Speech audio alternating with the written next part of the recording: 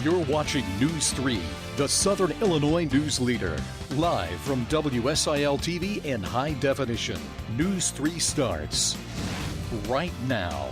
They will forever live on. I love you. I love you. And I love you. You will be missed. People in Cairo come together to remember 2 women killed in an attempted bank robbery. Good evening. We're learning much more about the victims of the violence yesterday evening in Cairo. Nita Smith and Anita Grace were both 52 years old and worked together at First National Bank. They were stabbed to death by a man trying to rob that bank. This is the suspect, James Watts. Investigators say he forced 3 bank workers into the building just after closing yesterday. Watts wasn't able to get any cash, but stabbed all 3. The 3rd victim is still in critical condition and has not been identified tonight. Police say Watts then led officers on a high-speed chase in one of the victim's cars. He eventually made his way onto the Ohio River Railroad Bridge near Cairo, where he was arrested after a standoff. Tonight, a Cairo church hosted a vigil where dozens of people came together to pray for the victims and the community. News 3's Sam Jones begins our coverage. Of chaos and pain, the Cairo community joined to remember 2 women. They were innocent, valuable members of our community. They didn't deserve that. Nita Smith of Wickliffe, Kentucky. I love her and I miss her and I wish she could be back. And Anita Grace from Olive Branch. Her smile and she just chipper all the time. She just very sweet lady. In prayer and song, they grieved.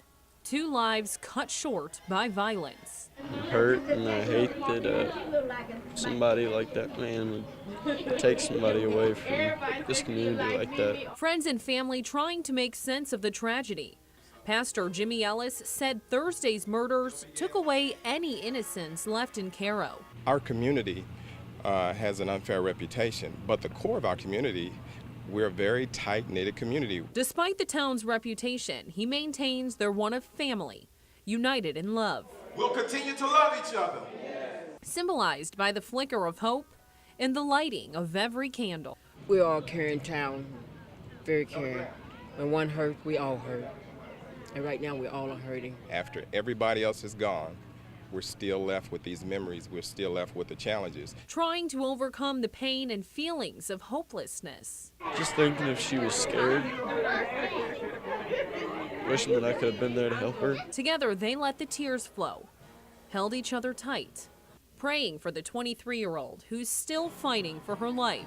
I hope she makes it. Looking around the First Baptist Missionary Church, it's clear these ladies won't be forgotten. In Cairo, Sam Jones, News 3. Anita Grace will be laid to rest next week. Services are set for Tuesday. Visitation will begin at 10 o'clock at Crane Funeral Home in Tams. Her funeral will follow at 12:30. Arrangements for Nita Smith are expected tomorrow.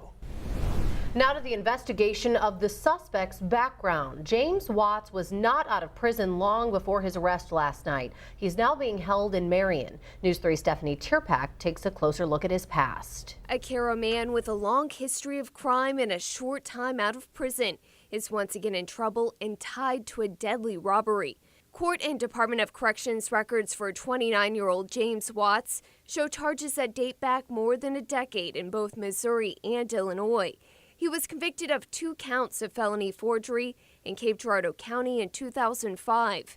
In September 2006, Watts was sentenced for aggravated sexual abuse of a child in Cairo and sent to prison in Illinois for less than 3 years, getting out in January 2009. But in July of that same year, forgery charges caused him to violate his parole. And that conviction would send him behind bars again for an 8-year sentence. Watts was eligible for parole in December 2013 and left Menard on April 29th, only 16 days before the armed robbery and murders at First National Bank that led to a high-speed chase and a standoff on a train trestle near the Ohio River. The FBI says when Watts was finally arrested, he was carrying a pistol in the front pocket of his sweatshirt. In Cairo, Stephanie Tierpak, News 3. So far, Watts is only charged with having a weapon as a felon, but more charges are likely. State police and the FBI say the investigation is ongoing. Stay with News 3 for continuing coverage of the Cairo robbery and killings. We'll bring you updates right here on the air, online at WSILTV.com, and through our social media channels, Facebook and Twitter. Investigators are looking into the cause of a house fire in Heron tonight. The fire started around 6:30 at this home in the 100 block of Newman Street. As you can see, the house sustained heavy damage. It appears the flames began in the back of the home near the garage. Fire officials on scene tell us everyone inside made it out okay. A family with 2 children lived at the house. You can find information on how to help them on our website, WSILTV.com. Time for a first check on weather now. Here's Jim. It was a cold day all day long compared to what the normals say it should be. We saw quite a few clouds around in the afternoon, but not much rain. A little rain moving this way right now. We start with a quick check on Doppler radar. We talked earlier about how we thought this was going to stay for the most part in southeast Missouri. Exactly what I think we're looking at. Showers moving into parts of Carter, Ripley, and Butler County. Wayne County probably going to see a little shower activity, and it may be around for most of the night. But for many of us in western Kentucky and southern Illinois, we expect things to stay dry. But it's already colder. It was cold all day. Temperatures much colder than normal. But Mount Vernon already down to 45. Marion reporting 48 right now. Poplar Bluff with more clouds around reporting 61. So not quite as cool. The one bonus, I guess, from the clouds around. Quickly checking the forecast for tomorrow. Starting off in the low 40s for most of us. Southern counties not quite as cool because of the cloud cover. And it looks like by tomorrow afternoon, temperatures into the low to mid 60s all across the region. We'll call it the start of the warm-up. The real warm-up looks like it will be in for midweek next week, and we'll talk more about that in the forecast in just a few minutes. You think it's cool here? Take a look at this. That is snow falling to our north in Rockford earlier today. That's right, snow in the middle of May. Temperatures in Rockford will dip into the upper 30s tonight. Patchy frost is expected in some parts of northern Illinois as well. To Jackson County now, where a Carbondale business that's been a staple in the community for more than 50 years has a new home. The 710 bookstore is now just called 710, and it's moved down the street to 819 South Illinois Avenue. It's only about a quarter of the space of the old building, but new co-owner Randy Johnson says it's a good temporary location until store managers decide how they can expand. 710's been a part of the Carbondale business community for over 50 years. We just kept trying to find scenarios where we could keep it going in a form, and a partner developed, and it made it possible for us to do a local buyout. The former owner sold 710's old building to developers. They plan to turn that lot into a multi-use structure with shops and apartments. For the second year in a row, the disaster blasters were on display at the Southern Illinois Airport. Today, the whole fleet of emergency trailers was set up so that people could see how they work. The trailers and trucks are designed for deploying power, water, and a 300-bed field hospital in case of a health, natural, or man-made disaster. Memorial Hospital of Carbondale is the home for the disaster blasters, which are available in case of emergency for 23 counties across southern Illinois. Here's a sight that surely had people doing a double take today, an ambulance being lifted high into the sky at Springfield's Memorial Hospital. The facility is expanding, and this ambulance rig, minus the cab and the engine, is going inside. The ambulance will be part of a simulation center used to train doctors, nurses, EMTs, and other staff. The hospital's expansion is expected to open in January. DuQuoin police are investigating a bank robbery at a local gas station. The manager at this DuQuoin Shell tells News 3 2 masked men walked in this afternoon and demanded cash. It's not clear how much money they got away with. No one was hurt. We're still waiting for information from DuQuoin police as the investigation into the holdup continues tonight. Carbondale police are searching for this man wanted for an armed robbery. Investigators say Stanley Cohen held up the Casey's on North Giant City Road Tuesday night. If you've seen Cohen, Carbondale police want to hear from you. 2 men are behind bars for a drive-by shooting in Sykeston. The victim was shot yesterday afternoon while riding his bike on Ruth Street. Police say a car approached and someone opened fire. Investigators say the suspected shooter and driver are now in custody. Their names are not being released pending formal charges. The victim had surgery yesterday but is going to be okay. Students and teachers in Carterville held an assembly for a worthy cause this afternoon.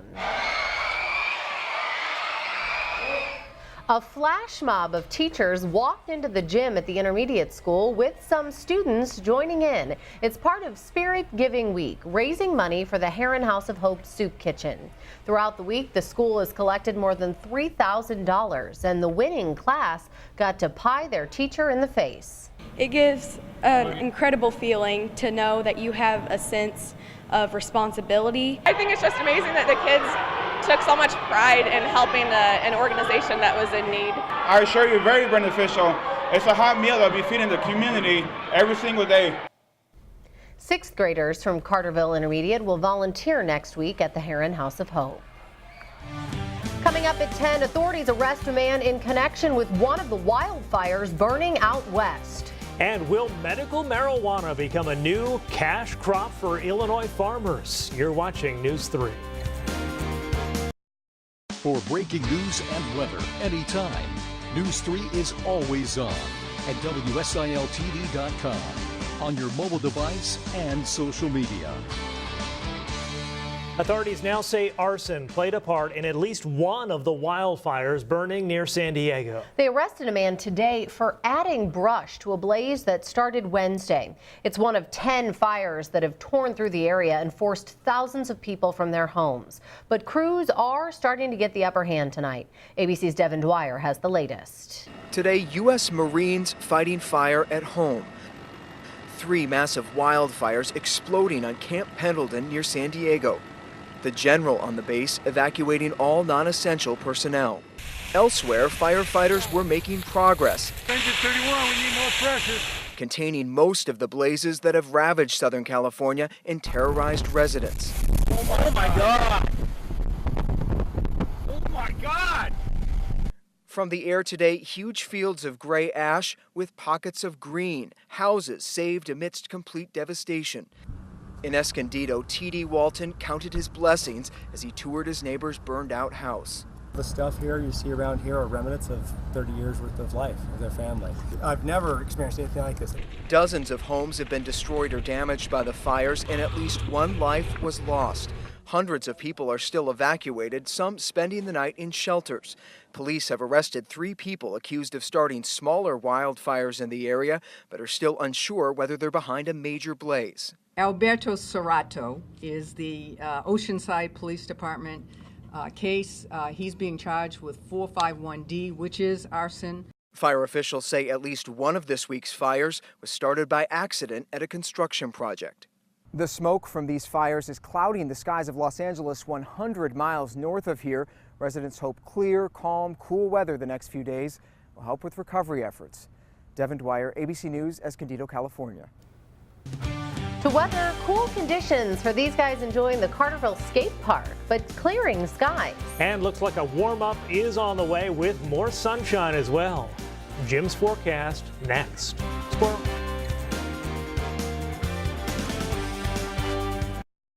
Putting accuracy first, this is News 3 weather. There is finally a change in the weather showing up, the warm-up that we've all been looking for. It's still days away. The weekend is going to be cooler than normal, both on the low side and the high side. Tomorrow morning, I think we'll be close to a record low. Our record is 41, and I think we will see some sites with temperatures dropping below 41. As we look to vapor and flow, early in the week, it was a very sharp, deep trough off to the west. It was pushing all that rain in here, and then the cold air moved in. Now the jet stream is a little bit flatter, a sign it's starting to move a little more. We're still in the trough, though, and we're going to be there. Remember, the trough is the cold air sinking down. The ridge is allowing the warm air to spread up. We've heard all about the heat in the west and the fires. Now that ridge is going to start to spread, and as it does, it means warmer temperatures will move our direction. We're really not going to feel the warm-up, I don't think, at least until next week. And for temperatures to go back to warmer than normal, likely going to be a midweek, maybe even late week next week.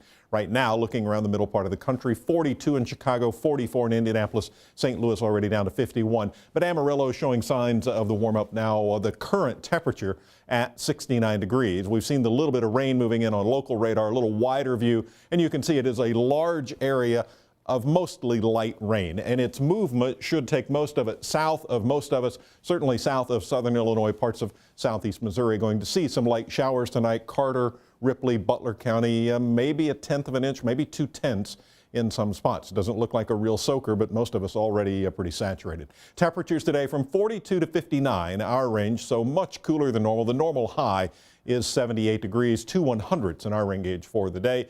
Around the region, lows and highs about the same as that. Low 40s this morning all across the board. Afternoon temperatures middle and upper 50s. Goreville, one of the warmer spots, with a high of 59 today. Currently in Harrisburg, 45 degrees. Dew point 44. I noticed that earlier, getting very close together with calm winds.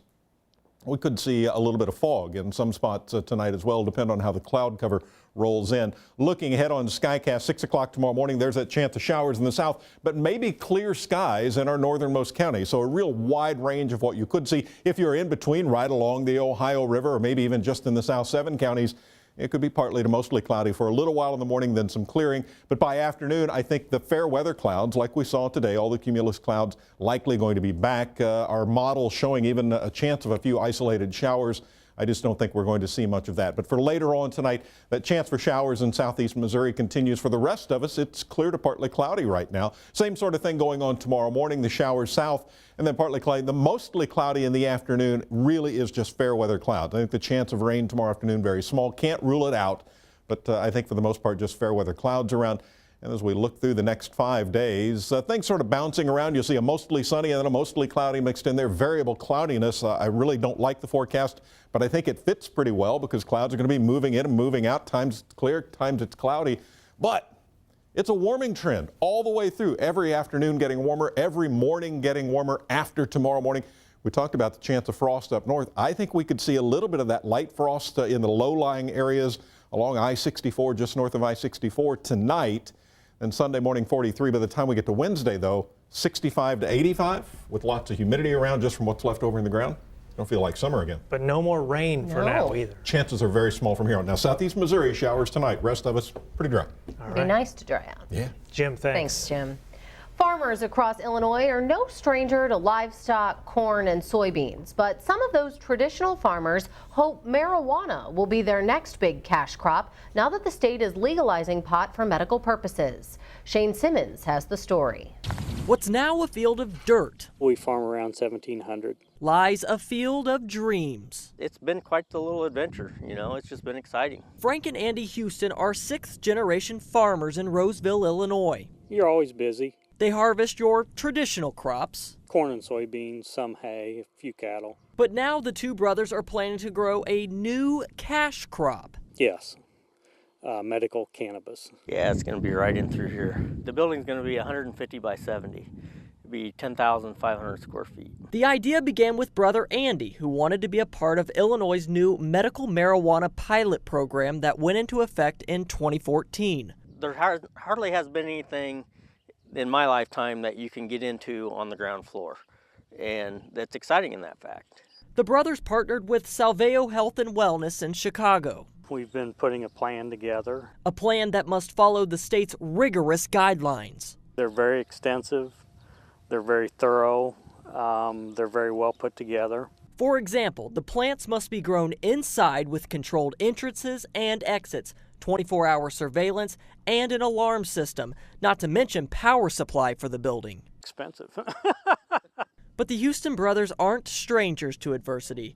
Their father died when they were in their early 20s, leaving the farm and all its work behind. For two young guys, it was sink or swim, so we started swimming. That motto has stuck, and as their crops grow, so does their dream. It's going to create a lot of jobs, too. So we're going to try to make sure that this works as a good, positive thing for everyone. That was Shane Simmons reporting. Illinois leaders are still working to finalize all the rules for the medical marijuana pilot program. That process should wrap up later this year. To sports, the Anna Jonesboro Lady Wildcats went after a soccer regional championship tonight. Darren's in next with the highlights. Plus, more area girls earn trips to the track and field state championships. Sports is next.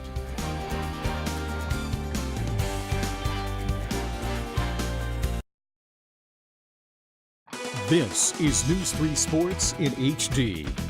Anna Jonesboro was supposed to be hosting a soccer regional this week, but the school had to get creative when Mother Nature wreaked havoc on their field. And, well, they played yesterday in Carbondale with an 8-1 semifinal win over Harrisburg. Today, they played on a different Wildcats field in Marion, looking for a regional title against top-seeded Jabot.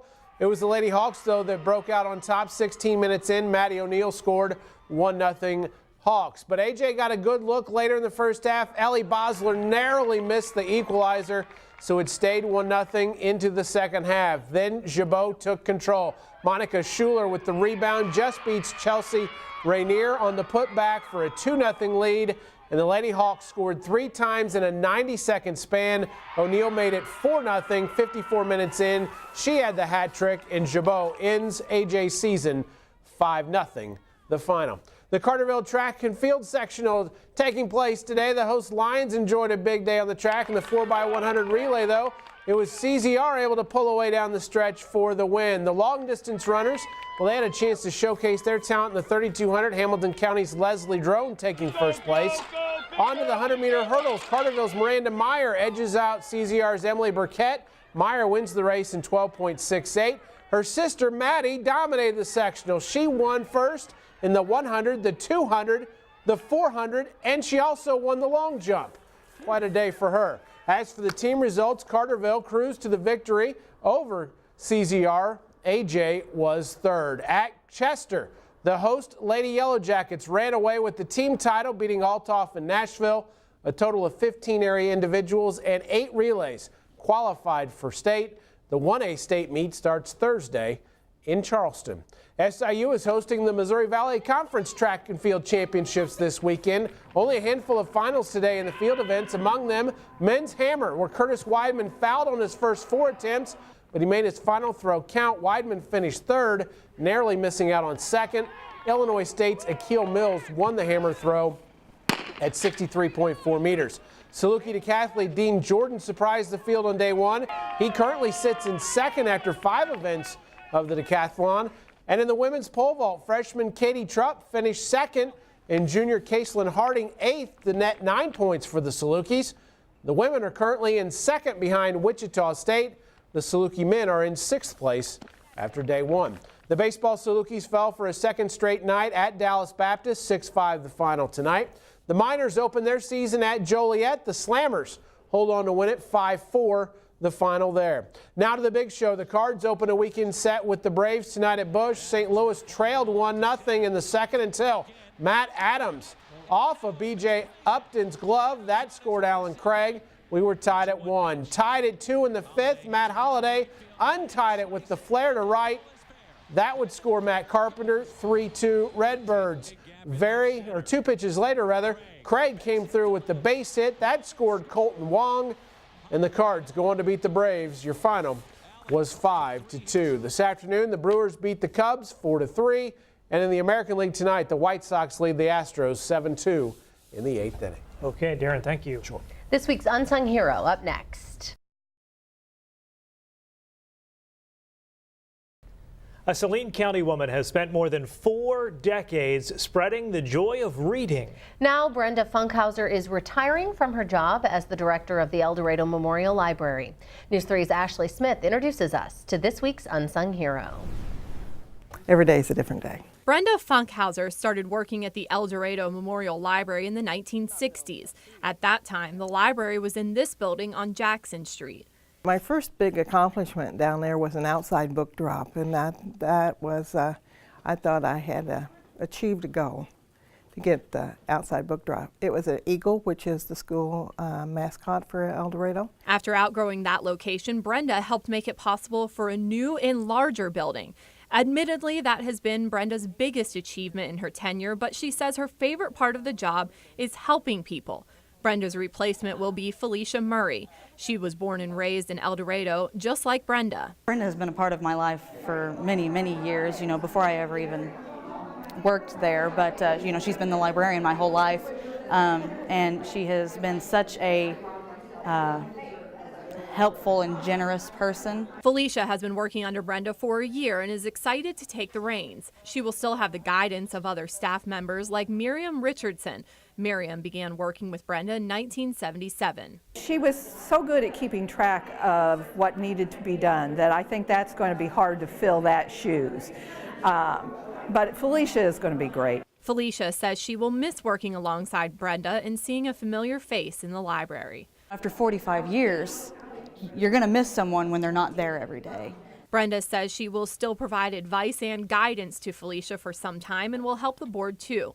But she already has plans for her free time. Reading a book, having time to travel and to read, and just sit in a lawn chair and read a book. Brenda encourages everyone to pause to read, even if you aren't retired. Reporting in El Dorado with this week's Unsung Hero, Ashley Smith, News 3. Maybe take the book outside in the coming days as the weather Getting improves. nicer. Right? Wait a couple of days. Okay. Not yet. Not early in the Eventually. morning. Yeah, not early in the morning. It's going to stay chilly. The warmer weather starting to spread to east a little bit. But with clouds increasing off to the southwest, Amarillo not even as warm tomorrow. 76 there. If you're headed north, Chicago tomorrow, chance of rain, a high of only 59. St. Louis partly cloudy, 64. Even in the south. Little Rock tomorrow, showers and 70 for a high. Later next week. I'll stay inside for a couple Just a couple 80s days. late next week, then you can sit out in the lawn chair and read your book. Sounds good. I look forward to it. Thank you, Jim. That's News 3 for this Friday. And thanks for joining us. Have a great weekend.